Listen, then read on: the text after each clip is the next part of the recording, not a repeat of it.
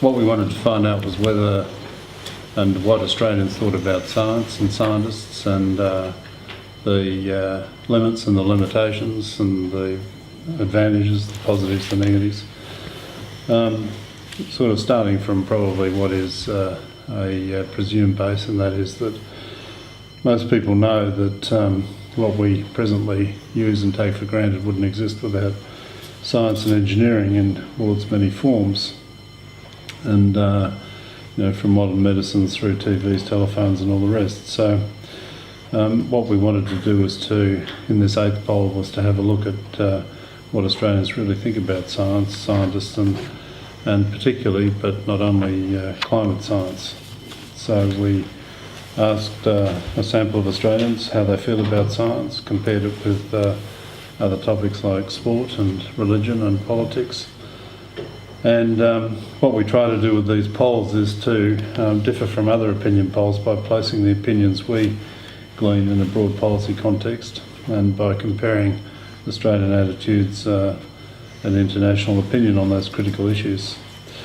So today we have Rod Lamberts and Will Grant, both at the Centre for Public Awareness of Science at ANU, and they'll take you through the poll's contents.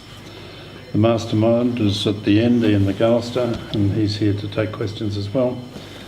He's been our lead researcher on ANUpoll since the series started in 2008. He's well known as a political journalist as the man behind the Australian Election Study, and has been polling Australians for quite a number of years now, indeed since 1987. So we'll start with Rod. I'll just cover a couple of the things we found which are all in the report. When we're looking at things like the knowledge and interest Australians have in science, we found that people are actually quite interested or reflect quite a strong interest in science and, in fact, health, medical and environmental issues, and they like that even above news about sport, films and politics, which was an eye-opener for us. However, a lot of people still feel quite poorly informed about science, so nearly 50% expressed that they felt quite poorly informed, so there's some more work to do out there. Though they're interested, they don't really know a lot about it. People also rate the contributions of scientists very highly. They feel that they value their contributions well and truly above people who fall down the bottom, like lawyers, artists, and I'm sorry to say also journalists and priests. In terms of science and life, people are very positive about the potential benefits of science, overwhelmingly positive in fact, and they feel that life has been made easier by science. They also are a bit worried though that science doesn't really solve the world's problems of poverty and hunger, which we might suspect is perhaps more a reference to politics than science. That's what I would hope, coming from the sciences. In terms of science and religion, it's interesting that 30% of Australians think we rely too much on science and not enough on faith. However, we also see more of a perception of conflict between religion and the sciences in Australia. 2/3 of Australians see the two being in conflict. In the US, it's only about half see that conflict, which is, again, an interesting result. Over to Will. Thanks, Rod. The next two categories that we were looking at were some of the sort of policy, science and policy, and science and climate change sorts of issues. So in the science and climate change issue, interesting thing we found here is the Australian public remains divided and unsure about climate science. 40% of people think that most climate scientists disagree over whether the Earth has been warming. 1/3 think most climate scientists disagree about the human causes of this warming. Now, just to remember that the consensus of opinion of climate scientists, and this reflected in the Intergovernmental Panel on Climate Change, is that the warming of the climate system is unequivocal and that most of the observed increase is due to human causes. On the science and policy issue, Australians are really quite proud of Australian science.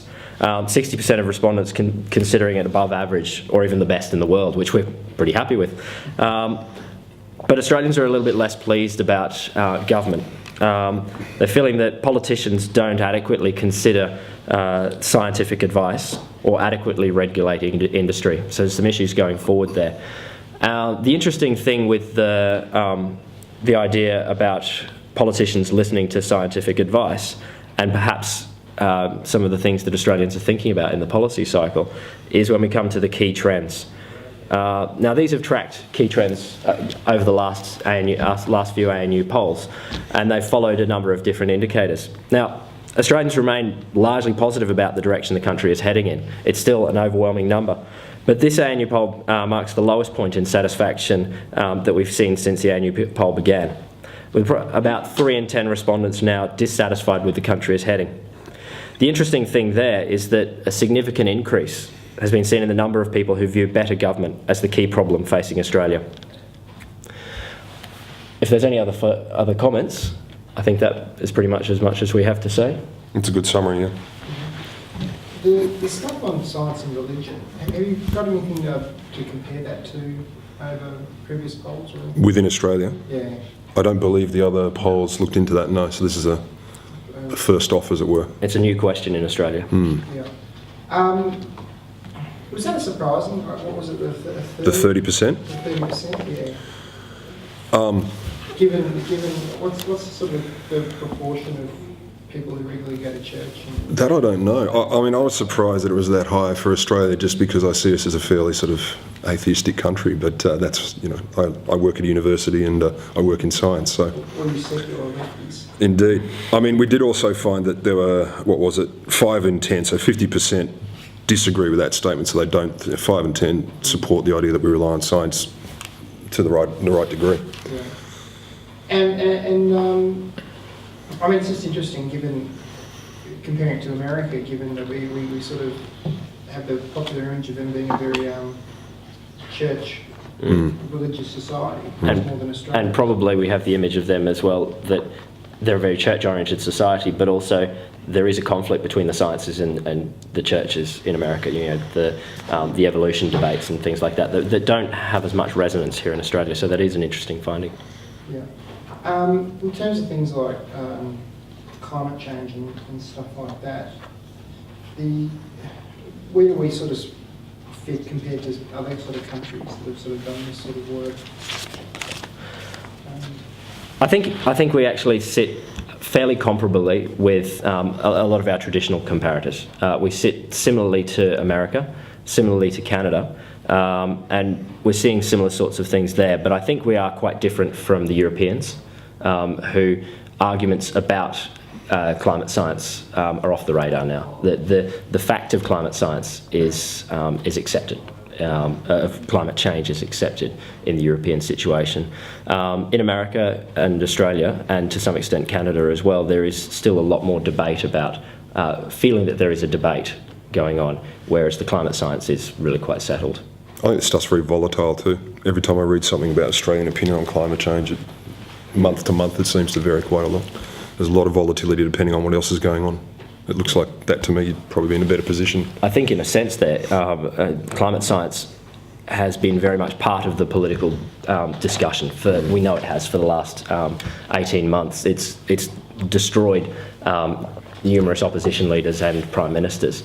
And I think that here it's taken up for a lot of different reasons. It's a big part, our economy is heavily dependent on things that are carbon rich. Europe has a different economy, different sorts of situations, so people look at it in a different sort of way.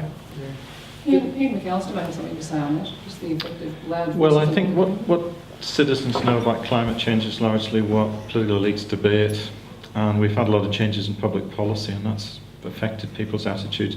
So when you say there's volatility, but I think it's largely generated by things that are happening in the environment, the political context and so on. And indeed the environment, literally, I think there can be, and it's easy to make it happen, a serious gap between understanding of the difference between weather and climate. I mean, you only have to look at certain bits of certain elections in recent times when it's been raining a lot, and it shifted the debate away from the need to do something about climate change and on to, we don't have to worry about it because it's raining. And I think it's important that scientists are much clearer about drawing out what the real issues are with respect to climate change and separating it from other stuff, like weather. The fact that it's raining, the fact that it rained like it did last Saturday night in Canberra is unusual to the point of being abnormal. Now, so we all got wet, things got watered, whatever. And I think scientists have an obligation to go out there and explain some of these quite fundamental issues in a very accessible way. And I'm a scientist, so I'm talking about myself, but I don't think that we've done that particularly well across a whole range of issues. Yeah. And part of that explanation that reduces the possibility of a bunch of people who just want to be celebrities choosing a little bit and running hard with it is an important part of our future, I think, if we're going to get real about some of these debates, by contrast with the fatuous, confected and contrived set of issues that are used to distract from the importance of some elements. In terms of the public opinion on climate change, we might be veering a bit off topic here with the poll, but are politicians reacting to the public opinion, or are politicians driving the changes in public opinion? The question of causality, always at the core of these things. Basically, the public knows what they're told. So if there's an elite debate about a particular issue, they know quite a lot about it. So, for example, if we go back to 1998, in the Australian election study, we asked people about taxation and GST. They knew lots about it because it had been a matter of debate the previous 18 months. Issues that are not debated on any regular basis, say like immigration, which until relatively recently was not a thing that was a matter of elite debate, the public knows relatively little about the issues for and against. In terms of climate change, my sense is there hasn't been a huge debate between the political parties about it until relatively recently, and I don't think people actually know all that much about it. So they pick up source of information from other places. Just finally, we often hear about how universities struggle to attract science graduates, how there's not too many science teachers coming through to schools and things like that. What can we do to make science sexy? Not Sexy this. Sexy perhaps. I think you've got to look at what floats different people's boats. Yeah, there's lots of different definitions of sexy. There are people out there who are really interested in the life of the mind, interesting ideas. There are other people that are interested in solving the problems of their community. You know, their small town, working out how they cope with drought, how they deal with their local economy, things like that. But then there's other people who we can do things like the science circus at the ANU, which is a postgraduate program that gets science graduates to go out and go into schools and teach some of the simple ideas of physics and chemistry and biology, but in a fun way. Now, kids really enjoy that, and we know that kids really enjoy it. They're seeing a fun activity where they're learning. Something happens when they get to 12, 13, 14, 15, 20, 25, 30, that they turn off and they say, oh, it's nothing to do with me anymore. Some of them hold on, and they get the life of the mind and solving problems in their community. But there's other people who it's not part of their lives. So I think that's, You've got to show people options too. I mean, saying science is intrinsically interesting, come and do science is all nice and fine, but when you see an accounting graduate getting 45 grand a year more than a biology graduate, very pragmatic decision to say I'm going to do accounting if that's what you're focused on. So I say we need to make science paid better.